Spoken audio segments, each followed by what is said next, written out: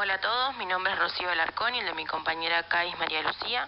Somos residentes de tercer año del Hospital Interzonal Especializado Materno Infantil Don Victorio Tetamanti de la ciudad de Mar del Plata. Y en el día de hoy vamos a presentar un ateneo que se denomina Trastorno en el ciclo de la urea, deficiencia de la enzima ornitina transcarbamilasa.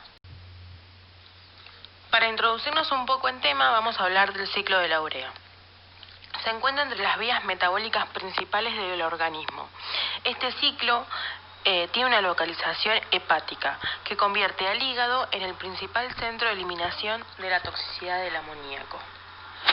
La importancia de este ciclo radica en que la ración media de proteínas de la alimentación contiene aproximadamente un 16% de nitrógeno, del que más de un 90% no se emplea en los procesos de síntesis, por lo que se metaboliza y se elimina normalmente en forma de urea.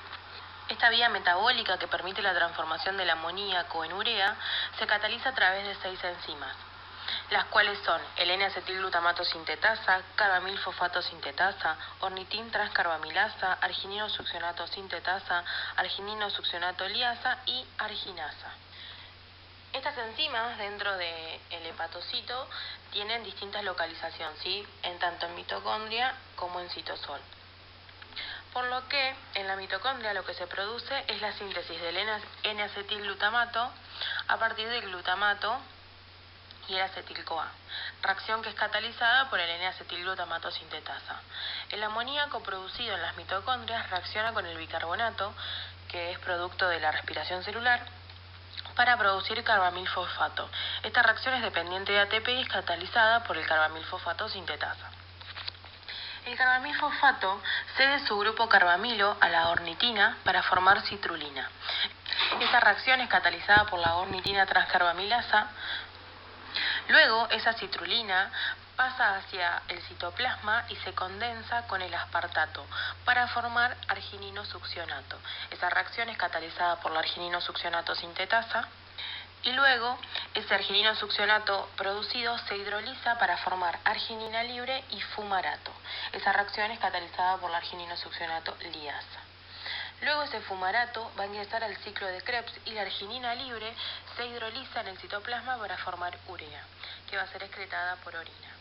Y ornitina.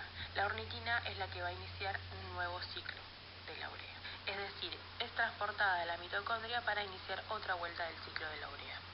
Por lo que cualquier alteración, tanto sea en estructura o en función de alguna de las enzimas involucradas en el ciclo, es lo que se denomina defectos del ciclo de la urea. Lo que quiere decir que cualquiera de las 6 enzimas involucradas en el ciclo se puede ver afectada y la gravedad va a ser dependiente de qué tipo de mutación específica sea la que esté involucrada. Pero como dice el título de nuestro ateneo, nosotros nos centramos en lo que es el déficit de la ornitina transcarbamilasa. Entonces lo que podemos ver reflejado en el ciclo de la urea es que si se bloquea la ornitina transcarbamilasa, se va a producir un aumento de los aminoácidos, ¿sí? Como lo vemos acá reflejado en la glutamina. A su vez el amoníaco también va a aumentar y como se bloquea la actividad de la ornitina transcarbamilasa, el carbamilfosfato no va a poder ceder su grupo carbamilo a la ornitina para así formar la citrulina. Entonces lo que vamos a observar es una disminución o la ausencia de citrulina plasmática. Lo mismo con la arginina, no se va a llegar a producir. Y por otro lado, lo que vamos a observar es un aumento del ácido orótico como consecuencia del acúmulo del carbamilfosfato intramitocondrial, el cual se va a dirigir a la síntesis de novo de pirimidinas. Por eso es que vamos a observarlo aumentado en orina. Los genes que codifican para las enzimas del ciclo de la urea siguen un patrón de herencia autosómico recesivo, con excepción de la ornitina transcarbamilasa, que sigue una herencia ligada al sexo. El gen que codifica la enzima ornitina transcarbamilasa está localizada en el locus X del brazo corto 21.1. La herencia está ligada al sexo, por lo que los varones son los que se ven afectados mayoritariamente. Pero se observa una variabilidad clínica muy importante en las mujeres. Y esto se debe al fenómeno de lionización. Que si recordamos, la lionización es la inactivación de un cromosoma X mediante una metilación.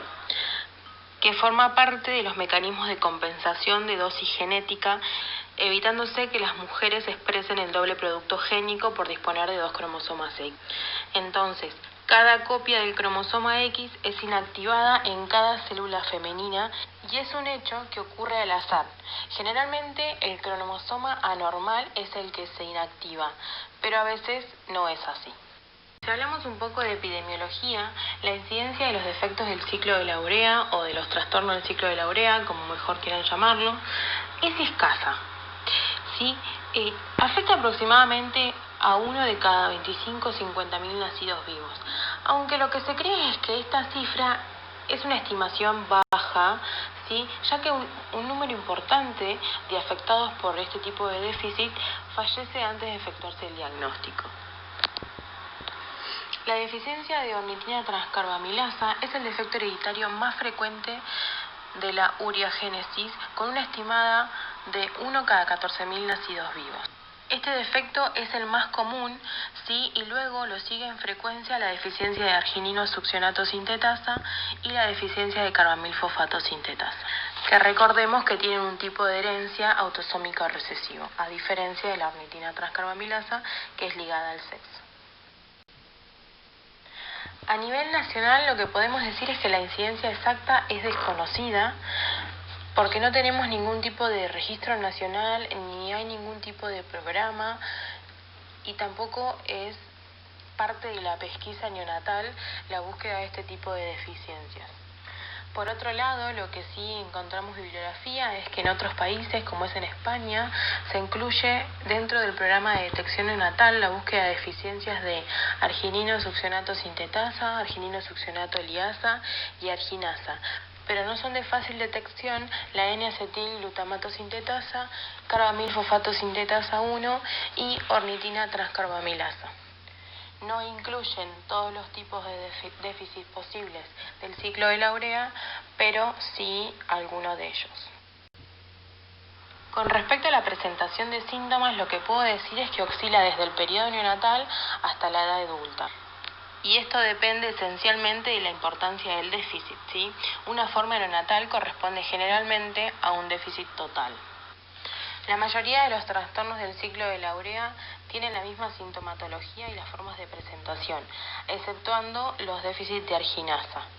Y con respecto al déficit de ornitina transcarbamilasa, comúnmente los varones son los que presentan en los periodos neonatales y las mujeres pueden llegar asintomáticas e incluso presentar síntomas en edades muy avanzadas. Se caracterizan dos tipos de manifestaciones clínicas, una neonatal y una tardía. La forma neonatal corresponde al 60% de los casos. Los recién nacidos con déficit del ciclo de la urea son asintomáticos en las primeras 24 o 48 horas de vida. Esto se debe a que la placenta compensa la deficiencia enzimática y permite el catabolismo de proteínas endógenas. Al nacer, la ingesta de proteínas a través de la alimentación contribuye al inicio de las manifestaciones de la enfermedad debido a la acumulación del amoníaco en el organismo, por lo que se caracterizan con que son bebés con gestaciones normales sin ningún tipo de antecedente. Los primeros síntomas que se empiezan a detectar son la mala toma de biberones, vómitos, letargia progresiva, hipotonía, hipotermia, ¿sí? Y después también se pueden detectar algún tipo de trastorno neurológico, como pueden ser un coma hipotónico, convulsiones, apneas que requieren ventilación asistida, e incluso en las imágenes se puede llegar a observar indicios de edema cerebral. Por otro lado están las manifestaciones tardías, que pueden ocurrir desde los primeros meses de vida hasta la edad adulta. Se caracterizan porque los cuadros digestivos pueden ir acompañados por afectaciones hepáticas, como por ejemplo pueden ser vómitos crónicos o paroxísticos, anorexia con disgusto selectivo hacia las proteínas, dolores abdominales, hepatomegalias. También se pueden observar cuadros neurológicos, ¿sí? Algún tipo de accidente neurológico, como hiperamonémico inaugural.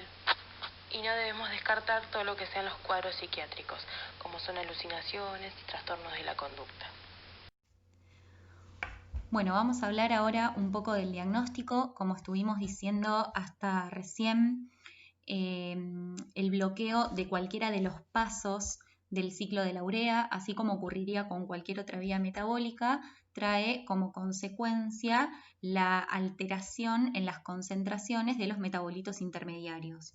La alteración en la síntesis de la urea o en la ureagénesis, ya sea por una enzimopatía o por alguna alteración secundaria que afecte al proceso, va a traer como consecuencia, como también estuvimos diciendo recién, una hiperamonemia. Es muy importante el diagnóstico bioquímico diferencial de esta hiperamonemia a partir del dosaje o de la determinación de metabolitos acumulados o excretados en fluidos biológicos, así como también en casos que sea necesario el dosaje enzimático correspondiente.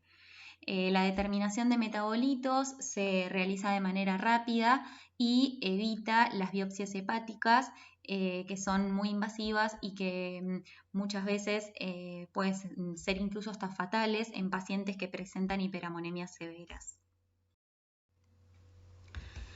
Bien, vamos a hablar específicamente de lo que sería el diagnóstico focalizado en el déficit de la ornitina transcarbamilasa, que es donde nosotros estamos haciendo hincapié, que es lo que vamos a determinar nosotros desde el laboratorio. En un primer lugar, como hablamos hoy, el amonio plasmático va a ser lo primero que el médico seguramente solicite a partir de las manifestaciones clínicas del paciente. ¿Sí? Recuerden que las manifestaciones clínicas asociadas a la parte neurológica van a estar relacionadas al pedido del amonio plasmático. En un segundo lugar se puede solicitar el ácido urótico en orina, que en la mayoría de los déficits enzimáticos asociados a la alteración del ciclo de la urea se encuentra aumentado. Podemos también dosar los aminoácidos plasmáticos como citrulina, arginina, glutamina, arginino succínico, y a partir de acá podríamos llegar a ver cuál es el paso del ciclo de la urea que se encuentra bloqueado, ¿sí? Ya que vamos a encontrar una acumulación. Y por último, pero no menos importante, lo que sería el diagnóstico de certeza o la confirmación diagnóstica a partir de biología molecular detectando la mutación del gen característico. Bueno, acá pusimos una tabla donde se encuentran los déficits enzimáticos más conocidos del ciclo de la urea y, como siempre, destacamos el déficit de la ornitina transcarbamilasa, que es el más frecuente, que recordemos que la herencia es ligada al X, y acá se encuentran marcados cuáles son los metabolitos característicos que vamos a encontrar, tanto aumentados como disminuidos en sangre, y el ácido urótico, como les dije recién, aumentado en orina. Bien, vamos a hablar un poco de la preanalítica del amonio. El amonio nosotros actualmente lo dosamos en el hospital. La muestra que se utiliza es plasma conecta, en lo posible que el tubo se encuentre cargado hasta el tope. Es importantísima la conservación de la muestra en baño de hielo desde el momento de la extracción hasta el momento en que es remitida al laboratorio. Y lo mismo en el laboratorio mismo, la conservación debe ser en baño de hielo hasta el momento en que se procese, que debe ser de forma rápida. Recordemos que el amonio es muy volátil y es importantísimo tener en cuenta la preanalítica para obtener resultados que sean realmente representativos. La separación del plasma debe ser antes de los 30 minutos y realizar el ensayo de forma inmediata. Bueno, el método que utilizamos para dosar el amonio es espectrofotometría. La reacción se basa o consiste en la reacción del amonio presente en la muestra con alfa-cetoglutarato y NADPH en presencia de la glutamato deshidrogenasa para dar lugar a alfa-glutamato y NADP. La disminución de la absorbancia a 340 nanómetros es directamente proporcional a la concentración de amonio en la muestra. Los valores de referencia que nosotros utilizamos son entre 20 y 50 micromol por litro.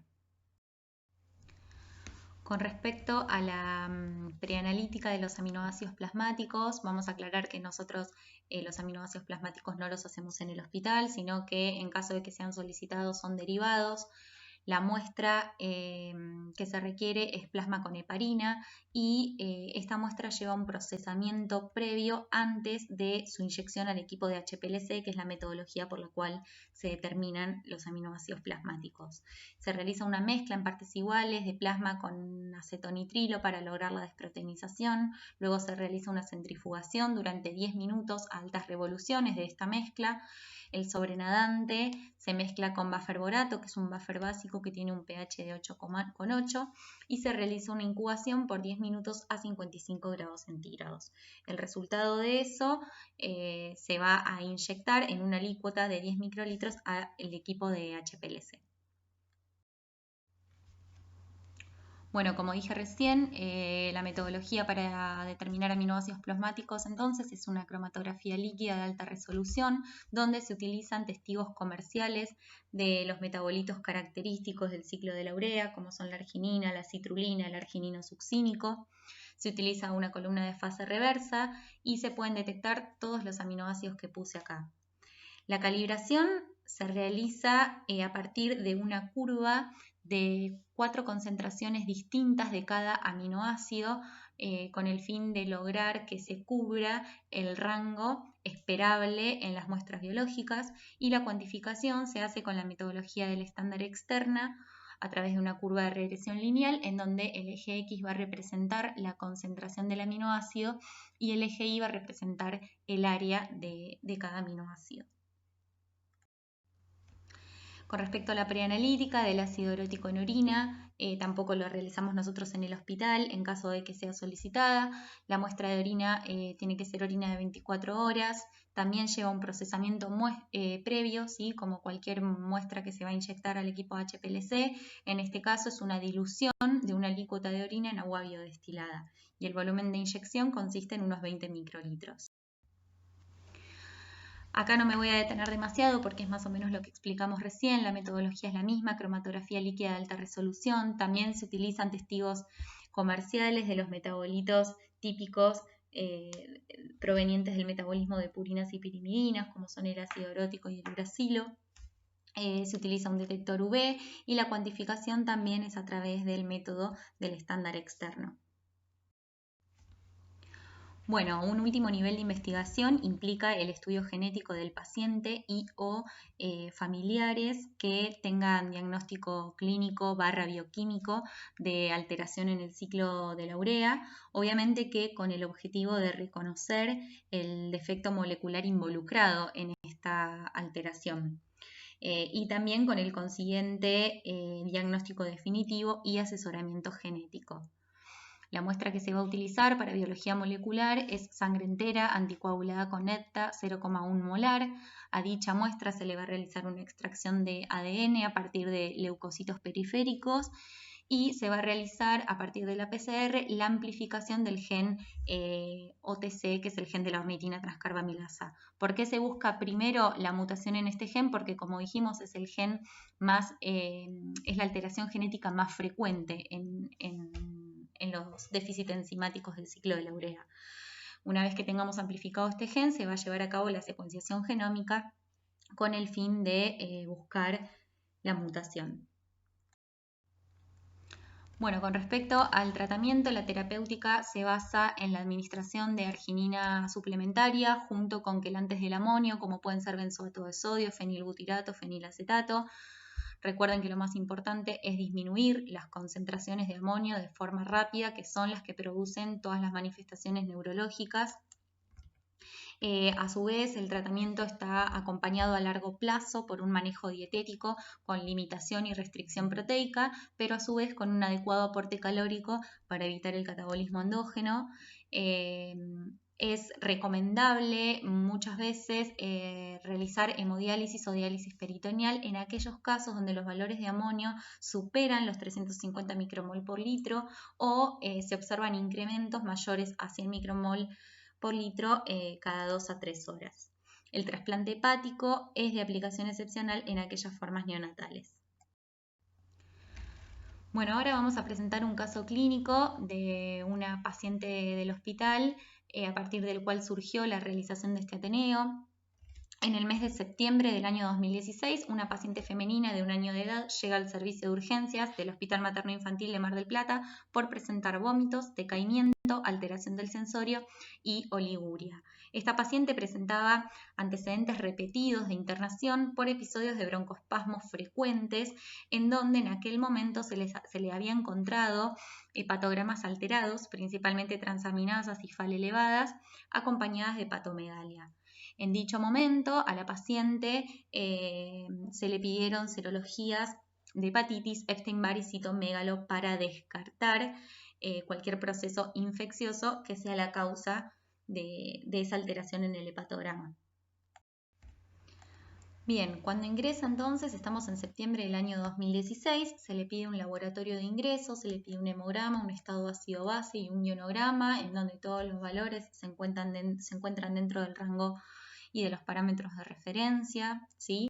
Se le pide también un hepatograma y una química. Fíjense que los valores son normales, excepto un ligero aumento de la TGP y de la bilirrubina, ¿sí? Debido a las manifestaciones neurológicas de la nena, lo que se decide es pedir un amonio, y cuando se solicita un amonio se observa un resultado de 416 micromol por litro, con valores de referencia que manejamos entre 20 y 50 micromol por litro.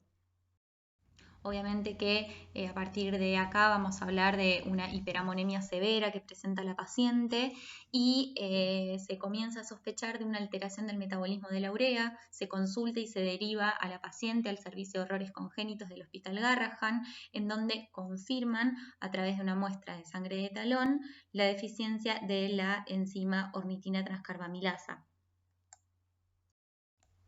En la actualidad, la paciente tiene 5 años, presenta un diagnóstico confirmado de déficit de ornitina transcarbamilasa, como dijimos recién, desde el mes de septiembre del 2016, con múltiples internaciones desde ese momento hasta ahora. Se encuentra en seguimiento por el Servicio de Errores Congénitos del Metabolismo del Hospital Garrahan y se encuentra tratada actualmente con citrulina, arginina, benzoato sódico, fenilbutirato de sodio y carnitina vía oral. Al mismo tiempo, la paciente en su tratamiento presenta una dieta de restricción proteica con suplemento de aminoácidos esenciales.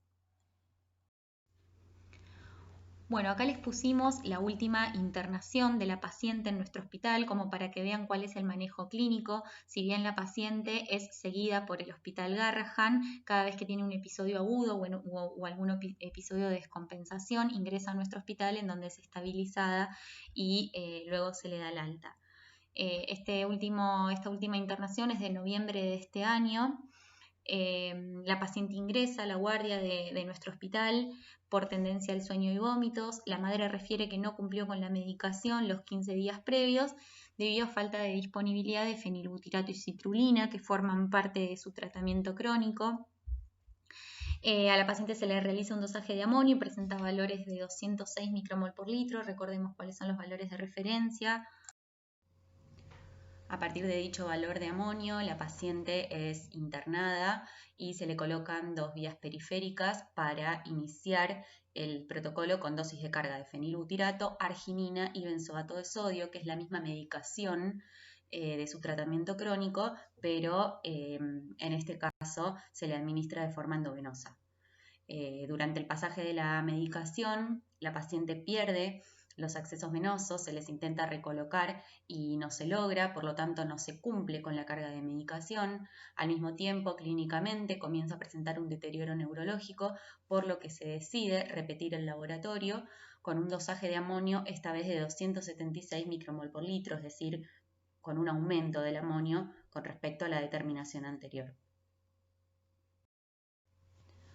Bueno, por empeoramiento del cuadro clínico, aumento progresivo del amonio y pérdida de los accesos venosos, se decide su pasaje a unidades de cuidados intensivos con la finalidad de que se le coloque un acceso venoso central, se le administre la medicación correspondiente y se la monitoree. En su internación en UTI se realiza un plan de ayuno y un plan de hidratación parenteral a necesidades basales y se le administra la dosis de carga de fenilbutirato, arginina y benzoato de sodio correspondiente. La paciente presenta mejora clínica significativa, mejoría del sensorio y ausencia de episodios de vómitos. Y lo que les mostramos acá es una tabla con los valores de amonio correspondientes desde desde el primer dosaje en el momento en que es internada, cómo a las pocas horas le aumenta y por eso es pasada a UTI, y después durante su estadía de UTI, cómo se monitorea y cómo van bajando los valores hasta los valores que en ella son considerados normales. A partir de aquí, la paciente vuelve a ser pasada a una sala de internación normal y luego es dada de alta. Esta es la bibliografía utilizada y muchísimas gracias.